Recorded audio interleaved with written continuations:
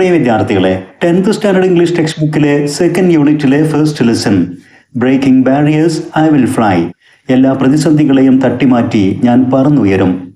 ശ്രീകാന്ത് ബല്ലയുടെ വളരെ exciting and encouraging ആയ ഒരു സ്പീച്ചാണിത്. ഈ ലെസൺ വിശദീകരിക്കുന്ന വീഡിയോയിലേക്ക് എല്ലാ വിദ്യാർത്ഥികൾക്കും ഹൃദ്യമായ സ്വാഗതം. നമുക്കാദ്യം സ്പീക്കർ അഥവാ ഈ ലെസന്റെ ഓഥർ ശ്രീകാന്ത് ബല്ലയെ ഒന്ന് പരിചയപ്പെടാം. About the author. Shrikant Balla was born in 1991 at Machilipattanam in Andhra Pradesh. ആന്ധ്രാപ്രദേശിൽ മച്ചിലിപട്ടണത്ത് 1991 ശ്രീകാന്ത് ബല്ല ജനിച്ചത്. അദ്ദേഹം ജന്മന അന്ധനായിരുന്നു. His parents were uneducated farmers. അദ്ദേഹത്തിന്റെ രക്ഷിതാക്കൾ വിദ്യാഭ്യാസം കുറഞ്ഞ സാധാരണ കർഷകരായിരുന്നു. He has been a youth leader since 2005. 2005 തൊട്ട് തൻ്റെ 14-ാം വയസ്സിൽ അദ്ദേഹം ഒരു യുവ നേതാവായി ഉയർന്നു വന്നിട്ടുണ്ട്. And a member of the lead India campaign of 2020. 2020 lead India ക്യാമ്പയിൻ്റെ ഒരു മെമ്പറുമായി. The national youth movement started by the former president of India APJ Abdul Kalam. മുൻ ഇന്ത്യൻ പ്രസിഡന്റായിരുന്ന APJ അബ്ദുൽ കലാം വിഭാവനം ചെയ്ത നാഷണൽ യൂത്ത് മൂവ്മെന്റ് എന്ന സംഘടനയിലും അദ്ദേഹം മെമ്പറായി പ്രവർത്തിച്ചു. In 2012, Balla set up Balland Industries with a partner Ravi Mantha. 2012 തൻ്റെ സുഹൃത്തായിരുന്ന ഒരു പാർട്ട്ണർ രവി മന്ധയോടൊപ്പം ബൊലാൻഡ് ഇൻഡസ്ട്രീസ് എന്ന ഒരു വ്യവസായ സംരംഭത്തിനും അദ്ദേഹം തുടക്കം കുറിച്ചു. It producers eco-friendly recycled craft paper and packaging products from natural and recycled materials. ഈ വ്യവസായ സംരംഭം craft paper, heavy duty packaging paper and packaging products, recycle ചെയ്യാൻ പറ്റുന്ന വളരെ നാച്ചുറൽ ആയിട്ടുള്ള മെറ്റീരിയൽസ് എല്ലാം ഉപയോഗിച്ചുകൊണ്ട് ഇക്കോ ഫ്രണ്ട്ലി ആയി പരിസ്ഥിതി സൗഹൃദപരമായ പ്രോഡക്ട്സ് ആണ് നിർമ്മിച്ചു വരുന്നത്. Srikanth Bolla is the director of surge impact foundation which he founded in 2016. 2016 അദ്ദേഹം സർജ് ഇമ്പാക്ട് ഫൗണ്ടേഷൻ എന്ന ഒരു നോൺ പ്രോഫിറ്റ് ഓർഗനൈസേഷനും തുടക്കം കുറിച്ചു. The organisation aims to enable individuals and institutions in India to achieve the sustainable development goals by 2030. ആഗോളതലത്തിൽ United Nations വിഭാവനം ചെയ്തിരിക്കുന്ന 2030 എന്ന ഒരു ക്യാമ്പയിൻ, സസ്റ്റൈനബിൾ ഡെവലപ്മെന്റ് ഗോൾസ്, ഇതിനുവേണ്ടി ഇന്ത്യയിൽ യുവാക്കളെയും വ്യക്തികളെയും ഇൻസ്റ്റിറ്റ്യൂഷൻസ് സ്ഥാപനങ്ങളെയും എല്ലാം സജ്ജമാക്കുക എന്ന ലക്ഷ്യത്തോടു കൂടിയാണ് സർജ് ഇമ്പാക്ട് ഫൗണ്ടേഷൻ അദ്ദേഹം തുടക്കം കുറിച്ചത്. In 2017 Balla was named in Forbes magazine list of 30 under 30 across all over Asia. ഏഷ്യയിലുടനീളം യുവ സംരംഭകർക്കുള്ള വ്യവസായ മേഖലയിലും തൊഴിൽ മേഖലയിലും എല്ലാം വിജയം വരിച്ച 30 വയസ്സിൽ താഴെയുള്ള യുവാക്കളുടെ 30 under 30 എന്ന ഫോബ്സ് മാഗസിൻ്റെ ലിസ്റ്റിൽ 2017 ശ്രീകാന്തും ഇടം പിടിച്ചു. A biopic on his life Srikanth was released in 2024. തൻ്റെ ആത്മകഥ ചിത്രീകരിച്ച ഒരു ഫിലിം, ശ്രീകാന്ത് എന്ന പേരിൽ ഒരു ബയോപിക്, അദ്ദേഹത്തിൻ്റെ യഥാർത്ഥ ജീവിതം ചിത്രീകരിക്കുന്ന ഒരു ഫിലിമും 2024 റിലീസ് ചെയ്യപ്പെട്ടു. ശ്രീകാന്ത് ബല്ലയുടെ സ്പീച്ച് വായിക്കും മുമ്പ് നാം മനസ്സിലോർക്കേണ്ട ചില കാര്യങ്ങൾ. Let's read and reflect. Success requires vision and Perseverance rather than luck, doesn't it? ജീവിതത്തിൽ വിജയം വരിക്കാൻ ഭാഗ്യത്തിനുമപ്പുറം വ്യക്തമായ കാഴ്ചപ്പാടും കാഴ്ചപ്പാടിന് അനുസൃതമായ കഠിനാധ്വാനവും ആവശ്യമാണ്, ശരിയല്ലേ? Problems should be seen as opportunities and failures as practice. ജീവിത വിജയത്തിന് വേണ്ടി ഇറങ്ങി പുറപ്പെടുമ്പോൾ ധാരാളം പ്രശ്നങ്ങളും പ്രതിസന്ധികളും നേരിടും. പ്രശ്നങ്ങളെയെല്ലാം അവസരങ്ങളായും പരാജയത്തെ പ്രാക്ടീസായും കാണണം. Do you agree? ഈ പറഞ്ഞതിനോട് നിങ്ങൾക്ക് യോജിപ്പുണ്ടോ? Now let's listen to a visually challenged visionary who has changed his own life and the lives of many others. ജന്മന അന്ധനായ മഹാപ്രതിഭയായ ഒരു വ്യക്തിയുടെ ഉൾക്കാഴ്ചയുടെ വാക്കുകൾ നമുക്ക് ശ്രദ്ധിക്കാം. തൻ്റെ ഉൾക്കാഴ്ചയിലൂടെ, കഠിനാധ്വാനത്തിലൂടെ അദ്ദേഹം സ്വന്തം ജീവിതത്തെയും അതോടൊപ്പം മറ്റു പലരുടെ ജീവിതത്തെയും മാറ്റിമറിച്ചു. Now let's go through the speech. Hello, I am Srikanth, an entrepreneur. ഞാൻ ശ്രീകാന്ത്, ഒരു ഓൺട്രപ്രണർ, വ്യവസായ സംരംഭകനാണ്. Entrepreneur means one who starts a new venture or business project. ഏതെങ്കിലും ഒരു വ്യവസായമോ ബിസിനസ്സോ തുടങ്ങുകയോ നടത്തുകയോ ചെയ്യുന്ന വ്യക്തി. Do you know that 51% of Indians are self employed? ഇന്ത്യക്കാരിൽ 51% ആളുകളും ഏതെങ്കിലും തരത്തിൽ സ്വയം തൊഴിൽ ചെയ്ത് ജീവിതം നയിക്കുന്നവരാണെന്ന യാഥാർത്ഥ്യം നിങ്ങൾക്കറിയുമോ? Let me share the story of the richest entrepreneurial couples in the world. വ്യവസായം ചെയ്തുകൊണ്ട്, ബിസിനസ് ചെയ്തുകൊണ്ട് ലോകത്തിലെ ഏറ്റവും സമ്പന്നരായ കപ്പിൾസിനെ ഞാൻ നിങ്ങൾക്ക് പരിചയപ്പെടുത്തട്ടെ. അവരുടെ കഥ ഞാൻ നിങ്ങളുമായി പങ്കുവയ്ക്കട്ടെ. ആരാണ് ആ കപ്പിൾസ് എന്നല്ലേ? മൈ പാരൻസ്, എൻ്റെ സ്വന്തം രക്ഷിതാക്കളാണവർ. ശ്രീകാന്ത് ഇത് പറയുമ്പോൾ അല്പം ഹ്യൂമറസ് ആയിട്ടും ഐറോണിക്കലായിട്ടുമാണ് കാര്യങ്ങൾ അവതരിപ്പിക്കുന്നത്. They earned just rupees 20,000 a year from their small plot of land. ആ ദമ്പതികൾ അവരുടെ കൊച്ചു കൃഷിഭൂമിയിൽ നിന്ന് ഒരു വർഷം സമ്പാദിച്ചിരുന്നത് വെറും 20,000 രൂപ മാത്രമായിരുന്നു. Giving birth to a child is the happiest thing for every married couple. ഏതൊരു ദമ്പതികളെ സംബന്ധിച്ചിടത്തോളം അവരുടെ ജീവിതത്തിൽ ഏറ്റവും സന്തോഷകരമായ കാര്യമെന്നുള്ളത് അവർക്കൊരു കുഞ്ഞുണ്ടാവുക എന്നുള്ളതാണ്. At that moment in time, the term apple of the eye did not mean much to them.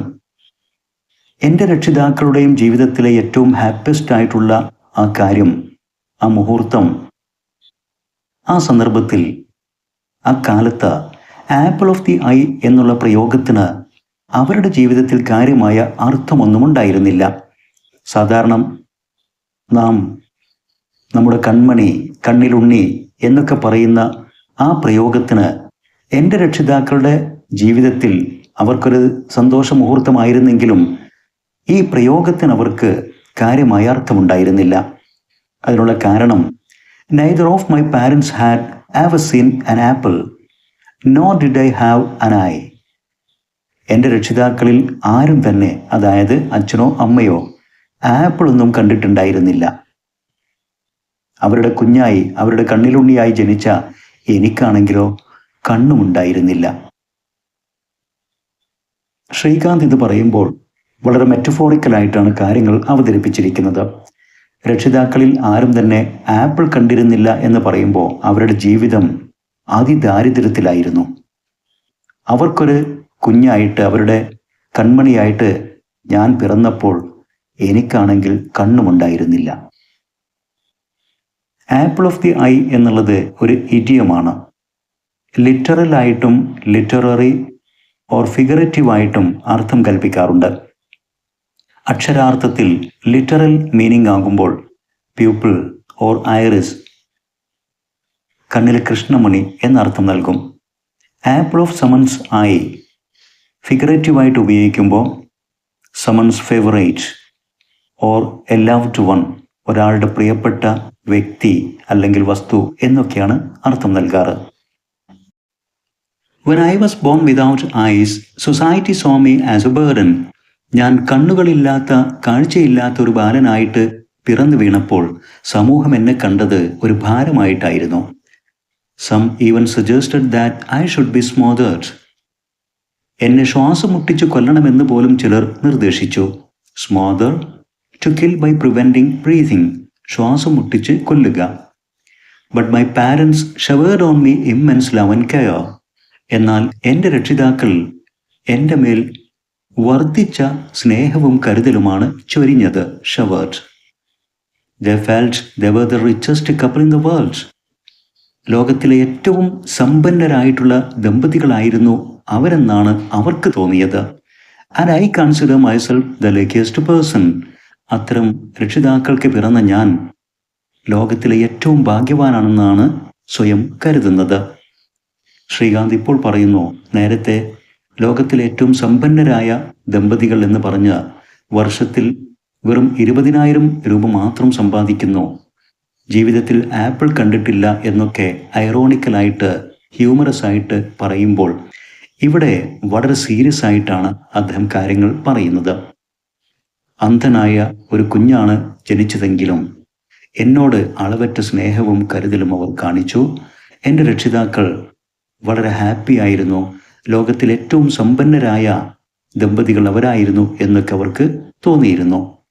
അതുകൊണ്ട് തന്നെ അത്തരം സ്നേഹവും കരുതലുമുള്ള ആ രക്ഷിതാക്കൾക്ക് പിറന്നു വീണ ഞാൻ തന്നെയാണ് ലോകത്തിൽ ഏറ്റവും ഭാഗ്യവാനെന്ന് ശ്രീകാന്തിന് സ്വയം ഇപ്പോൾ തോന്നുന്നു.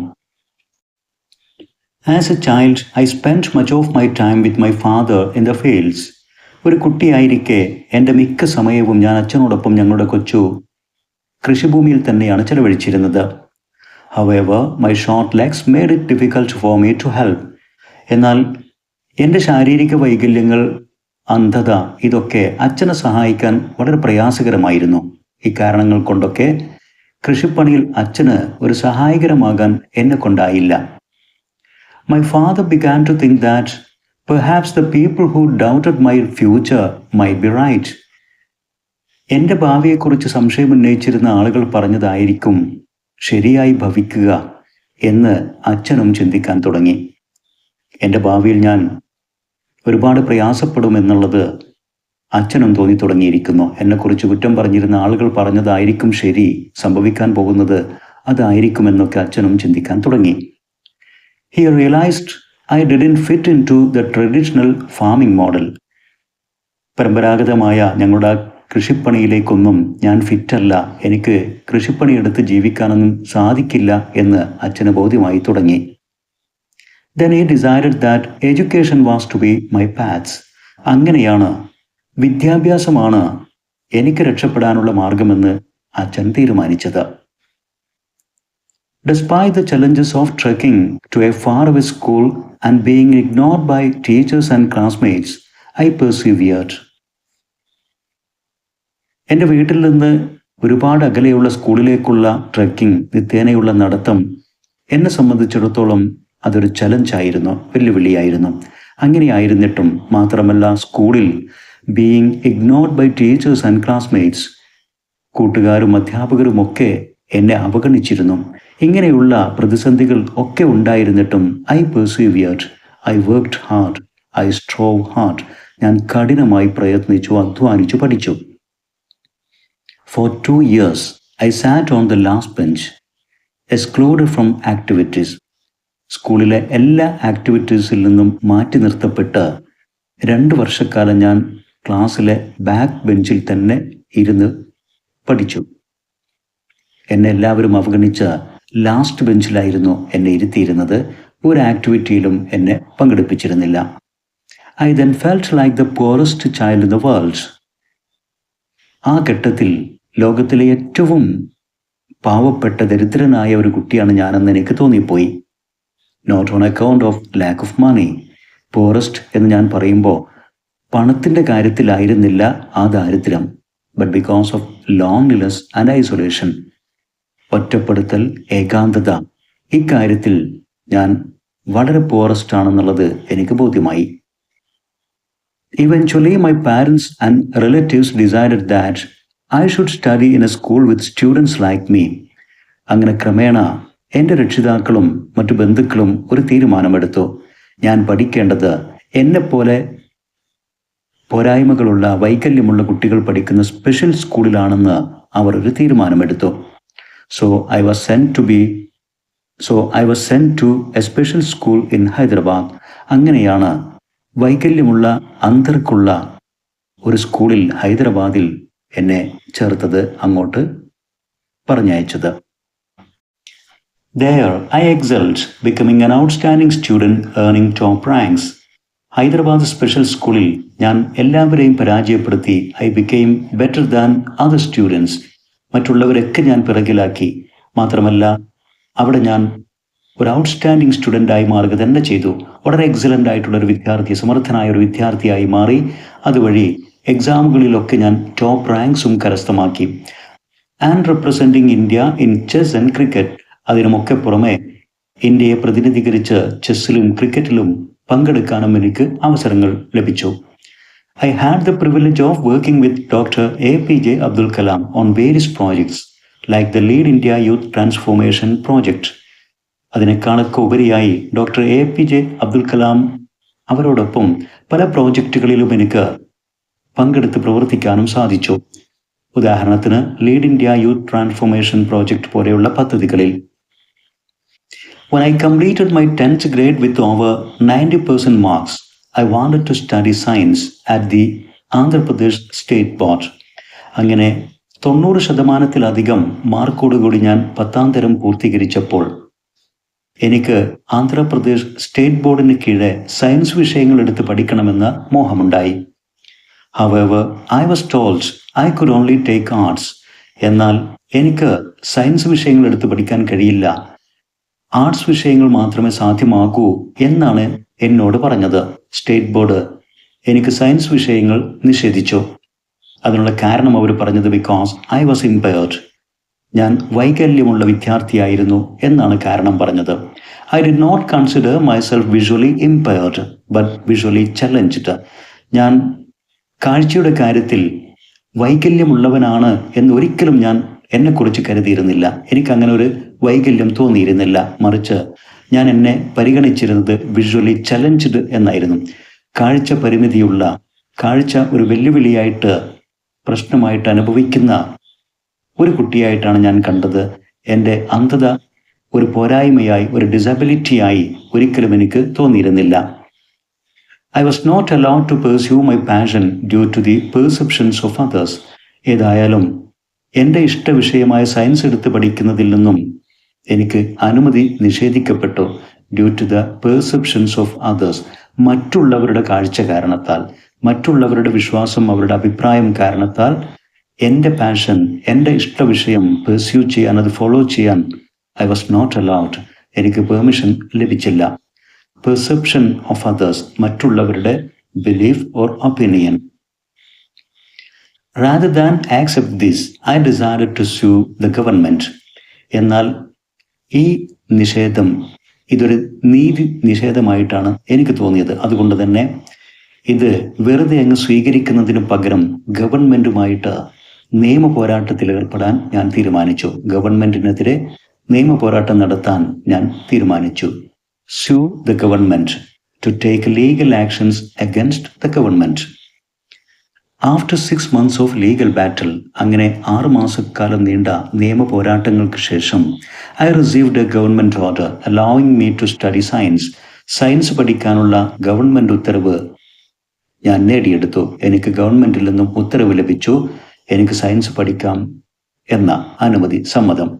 But at my own risk.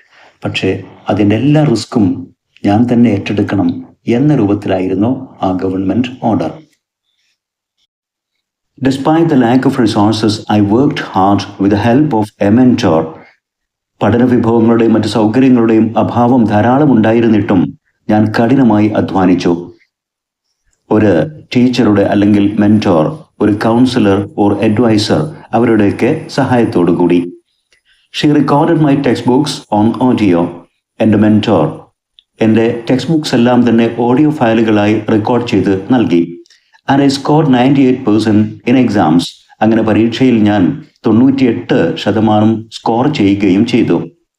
This proves that anyone regardless of their impairment or challenges can achieve great things.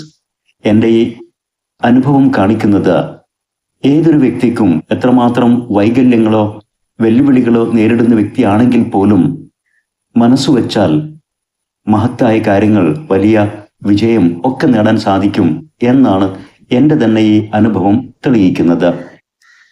However, my journey didn't end there. എന്നാൽ എൻ്റെ യാത്ര ഇവിടെയൊന്നും അവസാനിക്കുന്നില്ല. When it was time to apply to top engineering schools like IIT, I was told that I couldn't sit for the competitive exams because of my blindness. അങ്ങനെ ഉയർന്ന engineering കോളേജുകളിലേക്കൊക്കെ അപേക്ഷ സമർപ്പിക്കേണ്ട സമയമായപ്പോൾ, IIT പോലുള്ള ഉന്നത വിദ്യാഭ്യാസ സ്ഥാപനങ്ങളിലേക്ക് എഞ്ചിനീയറിങ്ങിനൊക്കെ അപേക്ഷ സമർപ്പിക്കേണ്ട സമയമായപ്പോൾ എനിക്കത്തരം കോഴ്സുകളിൽ ചേരാൻ കഴിയില്ല. കാരണം കോമ്പറ്റേറ്റീവ് എക്സാംസ്, മത്സര പരീക്ഷകളിലൊന്നും പങ്കെടുക്കാൻ എനിക്ക് സാധ്യമല്ല എൻ്റെ അന്ധത കാരണം എന്ന് എന്നോട് പറയപ്പെട്ടു. എനിക്കങ്ങനെയാണ് കോളേജുകളിൽ നിന്ന്, സ്ഥാപനങ്ങളിൽ നിന്ന് വിവരം ലഭിച്ചത്. If IIT didn't want me, I didn't want it either. IIT പോലുള്ളൊരു സ്ഥാപനത്തിന് എന്നെപ്പോലെയുള്ള ഒരു അന്ധനായ വിദ്യാർത്ഥിയെ വേണ്ട എങ്കിൽ എനിക്ക് IITയും വേണ്ട എന്ന് ഞാനും തീരുമാനിച്ചു. I applied to top schools in the United States and was accepted into MIT, Stanford, Berkeley and Carnegie Mellon University. അങ്ങനെയാണ് ഞാൻ അമേരിക്കയിലെ പല ഉന്നത സ്ഥാപനങ്ങളിലും അപേക്ഷ സമർപ്പിച്ചത്. 2 സ്ഥാപനങ്ങൾ എന്നെ സ്വീകരിച്ചു. എനിക്ക് അഡ്മിഷനും ലഭിച്ചു. കാലിഫോർണിയ യൂണിവേഴ്സിറ്റിയിലെ സ്റ്റാൻഫോർഡിൽ, ബെർക്ക്ലിയിലെ MIT, Massachusetts institute of technology, അതുപോലെ തന്നെ പെൻസിൽവാനിയയിലെ കർണഗി മെലോൺ യൂണിവേഴ്സിറ്റി, ഈ 2 സ്ഥാപനങ്ങളും എന്നെ സ്വീകരിച്ചു. I chose to attend MIT. എന്നാൽ MIT ഞാൻ തിരഞ്ഞെടുത്തു. Becoming the first international blind student in its history. MITയുടെ ചരിത്രത്തിൽ ആദ്യമായിട്ടായിരുന്നു അന്താരാഷ്ട്ര തലത്തിൽ നിന്ന് ഒരു അന്ധവിദ്യാർത്ഥി അവിടെ അഡ്മിഷൻ നേടുന്നത്. വൈൽ അറ്റ് MIT, അങ്ങനെ ഞാൻ MITയിൽ പഠനം തുടരുമ്പോൾ I began to think deeply about my future. എൻ്റെ ഭാവിയെക്കുറിച്ചൊക്കെ ഞാൻ ഗഹനമായി തന്നെ ചിന്തിക്കാനും തുടങ്ങി. Should I just get married, settle down and work in corporate America? ഞാൻ വിവാഹം കഴിച്ച് ഒരു വിവാഹ ജീവിതമൊക്കെ ആയിട്ട് മുന്നോട്ട് പോകണമോ? ഏതെങ്കിലും അമേരിക്കയിലെ കോർപ്പറേറ്റ് മേഖലയിൽ, പ്രൈവറ്റ് ബിസിനസ് മേഖലയിൽ ജോലി സ്വീകരിച്ചുകൊണ്ട് അവിടെ തന്നെ ഒരു കുടുംബജീവിതം നയിക്കണമോ എന്നൊക്കെ ഞാൻ ആലോചിച്ചു. No, I wanted to solve the problems I had faced. ആ ചോദ്യത്തിന് ഉത്തരവും ഞാൻ തന്നെ കണ്ടെത്തി. ഇല്ല, എനിക്ക് സെറ്റിൽ ചെയ്യാനുള്ള സമയമായിട്ടില്ല. ഞാൻ എൻ്റെ ജീവിതത്തിൽ അനുഭവിച്ച പ്രശ്നങ്ങൾക്ക് പരിഹാരം കണ്ടെത്തേണ്ടതുണ്ട്. എന്നെ പോലെയുള്ള ആളുകൾക്ക് സഹായകരമാകേണ്ടതുണ്ട്. അവരുടെയൊക്കെ പ്രശ്നങ്ങൾക്ക് ഞാനൊരു പരിഹാരം കണ്ടെത്തേണ്ടതുണ്ട് എന്നും ഞാൻ തീരുമാനിച്ചു. Why should blind children be made to sit on the last bench? എന്തുകൊണ്ട് അന്ധവിദ്യാർത്ഥികൾ ക്ലാസ് റൂമിൽ അവസാന ബെഞ്ചിലിരിക്കണം? Why should 10% of India's population who are disabled be excluded from the economy? Indian ജനസംഖ്യയിൽ 10% വരുന്ന വൈകല്യമുള്ള ജനവിഭാഗത്തെ എന്തുകൊണ്ട് സമ്പദ്ഘടനയിൽ നിന്നും മാറ്റി നിർത്തണം? എൻ്റെ മനസ്സിൽ ചോദ്യങ്ങളായി ഉയർന്നു. These questions led me back to India where I returned. ഈ ചോദ്യങ്ങളാണ് ഇന്ത്യയിലേക്ക് എന്നെ തിരിച്ചു നയിച്ചത്. ഞാൻ ഇന്ത്യയിൽ തിരിച്ചെത്തി. Giving up all the opportunities in corporate America to build a strong support system for the disabled. അമേരിക്കയിൽ എനിക്ക് ലഭിക്കുമായിരുന്ന എല്ലാ അവസരങ്ങളെയും ഉപേക്ഷിച്ചുകൊണ്ടാണ് ഡിസാബിൾഡ് കമ്മ്യൂണിറ്റിക്ക്, വൈകല്യം നേരിടുന്ന, വെല്ലുവിളികൾ അനുഭവിക്കുന്ന ജനവിഭാഗത്തിന് ഒരു സപ്പോർട്ട് സിസ്റ്റം എസ്റ്റാബ്ലിഷ് ചെയ്യണം, അത് സ്ഥാപിച്ചെടുക്കണം എന്ന ലക്ഷ്യത്തോടു കൂടി കോർപ്പറേറ്റ് അമേരിക്കയിൽ എനിക്കുണ്ടായിരുന്ന എല്ലാ അവസരങ്ങളെയും കൈയൊഴിഞ്ഞുകൊണ്ട് ഞാൻ ഇന്ത്യയിലേക്ക് തന്നെ തിരിച്ചു വന്നത്. Giving up, abandoning. We established a platform, Boland Industries, together with my partner. അങ്ങനെയാണ് എൻ്റെ സുഹൃത്ത് പാർട്ട്ണറായിക്കൊണ്ട് ബൊലാൻഡ് ഇൻഡസ്ട്രീസ് എന്ന ഒരു വ്യവസായ സംരംഭത്തിന് ഞങ്ങൾ തുടക്കം കുറിച്ചത്. അത്തരമൊരു കമ്പനി ഞങ്ങൾ സ്ഥാപിച്ചു. To find, rehabilitate, nurture and reintegrate disabled individuals into society. Boland industries എന്ന സ്ഥാപനം എസ്റ്റാബ്ലിഷ് ചെയ്യുമ്പോൾ ഞങ്ങളുടെ മനസ്സിലുണ്ടായിരുന്ന ലക്ഷ്യം സമൂഹത്തിൽ ഒറ്റപ്പെടുന്ന, വൈകല്യം അനുഭവിക്കുന്ന, വെല്ലുവിളികൾ നേരിടുന്ന വിഭാഗങ്ങളെ കണ്ടെത്തുക, റിഹാബിലിറ്റേറ്റ് അവരെ പുനരധിവസിപ്പിക്കുക, നർച്ചർ അവർക്ക് ശക്തി പകരുക, ആൻഡ് റീഇൻറ്റിഗ്രേറ്റ് അവരെ വീണ്ടും ചേർത്ത് പിടിക്കുക, സമൂഹത്തിൻ്റെ ഭാഗമാക്കി മാറ്റുക. rather than separate them from it, സമൂഹത്തിൽ നിന്നും അവരെ വേർപെടുത്തി ഒറ്റപ്പെടുത്തി നിർത്തുന്നതിന് പകരം അവരെ റീഇൻറ്റഗ്രേറ്റ് ചെയ്യുക, റീയുണൈറ്റ് ചെയ്യുക എന്നുള്ളതായിരുന്നു ഞങ്ങളുടെ ലക്ഷ്യം. We have supported over 3,000 students in education. അങ്ങനെ ഞങ്ങളുടെ സ്ഥാപനം ഇതുവരെ 3000-ലധികം വിദ്യാർത്ഥികളെ വിദ്യാഭ്യാസ മേഖലകളിൽ സപ്പോർട്ട് ചെയ്തു കഴിഞ്ഞു. വൊക്കേഷണൽ റിഹാബിലിറ്റേഷൻ, തൊഴിൽ പുനരധിവാസ മേഖലകളിലും ഞങ്ങൾ സഹായങ്ങൾ ചെയ്തു. Sports and much more, sports മേഖലയിലും അതുപോലെ ധാരാളം മറ്റ് മേഖലകളിലും ഞങ്ങളുടെ കമ്പനി സഹായങ്ങൾ ചെയ്തു കഴിഞ്ഞു. Our company now employs over 150 disabled individuals. ഞങ്ങളുടെ കമ്പനിയിൽ ഇപ്പോൾ തന്നെ 150-ലധികം ഡിസാബിൾഡ് ഇൻഡിവിജ്വൽസ് പലതരത്തിലുള്ള വൈകല്യങ്ങൾ നേരിടുന്ന വ്യക്തികൾ ജോലി ചെയ്യുന്നുണ്ട്. It grossest over $1 million in sales മേഖലയിൽ $1 million കൂടുതലായി തന്നെ ഞങ്ങളുടെ കമ്പനി ഗ്രോസസ് വരുമാനമുണ്ടാക്കി കഴിഞ്ഞു. But we are still at the initial stage of our growths. എന്നാൽ ഇപ്പോഴും ഞങ്ങൾ പുരോഗതിയുടെ ഇനീഷ്യൽ സ്റ്റേജിൽ തന്നെയാണ്, അതിൻ്റെ തുടക്കഘട്ടത്തിൽ തന്നെയാണ്. With much more to do. ഇനിയും ധാരാളം ചെയ്തു തീർക്കേണ്ടതുണ്ട്, ഒരുപാട് വഴികൾ സഞ്ചരിക്കേണ്ടതുണ്ട്. I want to leave you with 3 lessons. എനിക്ക് നിങ്ങളുടെ മുമ്പിൽ 3 പാഠങ്ങൾ തുറന്നു വെക്കാനുണ്ട്. First, show compassion and help others thrive. മറ്റുള്ളവരോട് കാരുണ്യം കാണിക്കുക, ദയ കാണിക്കുക, അവരെ ജീവിതത്തിൽ വളരാനും വിജയിക്കാനും സഹായിക്കുക. True wealth doesn't come from money but from the happiness of others. യഥാർത്ഥ സമ്പത്ത് വരുന്നത് പണത്തിലൂടെയല്ല, മറിച്ച് മറ്റുള്ളവരുടെ സന്തോഷത്തിലൂടെയാണ്. Second, remove loneliness from others' lives. മറ്റുള്ളവരുടെ ജീവിതത്തിൽ നിന്ന് ഏകാന്തതയെ എടുത്തു മാറ്റുക, അവരെ ചേർത്ത് പിടിക്കുക. As it is the worst form of poverty. ഒറ്റപ്പെടൽ, ഏകാന്തത, അതാണ് ഏറ്റവും മോശമായ ദാരിദ്ര്യം. Finally, remember that when you do something good you will be the first to benefit. ഒരു കാര്യം ഓർത്തു വെക്കുക, നിങ്ങൾ എന്തെങ്കിലും ഒരു നന്മ ചെയ്യുമ്പോൾ ആ നന്മയുടെ ആദ്യ ഫലം, അതിൻ്റെ നേട്ടം അനുഭവിക്കുന്നത് നിങ്ങൾ തന്നെയാണ്. The world may look at me and say. ഈ ലോകം എന്നെ നോക്കി പറയുമായിരുന്നു, Srikanth, you can do nothing.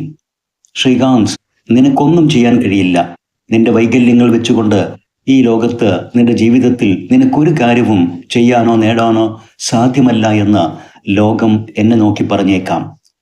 But I look at the world and say. എന്നാൽ ഞാൻ ലോകത്തെ നോക്കി പറയും, ഐ കാൻ ഡു എനിത്തിങ്. എനിക്ക് എന്തും ചെയ്യാൻ സാധിക്കും. Thank you. ഇത്രയുമാണ് breaking barriers I will fly എന്ന ശ്രീകാന്ത് ബുള്ളയുടെ ഇൻസ്പയറിംഗ് സ്പീച്ച്. ഈ സ്പീച്ച് വിശദീകരിച്ചത് വിദ്യാർത്ഥികൾക്ക് വ്യക്തമായി മനസ്സിലായിരിക്കും. ഈ ലെസൺ ശരിയാംവിധം മനസ്സിലാക്കാൻ ഈ വീഡിയോ ഉപകാരപ്പെടും എന്ന് വിശ്വസിക്കുന്നു. ഇത്തരത്തിൽ ഉപകാരപ്രദമായ വീഡിയോസ് തുടർന്നും ലഭിക്കാൻ English Edusport video YouTube channel subscribe ചെയ്യുക. നിങ്ങൾക്ക് ഉപകാരപ്പെട്ട വീഡിയോസ് നിങ്ങളുടെ സുഹൃത്തുക്കൾക്ക് ഷെയർ ചെയ്യുക. അതോടൊപ്പം നിങ്ങളുടെ വിലപ്പെട്ട അഭിപ്രായങ്ങളും നിർദ്ദേശങ്ങളും കമന്റ് ചെയ്യുക. Thanks for watching.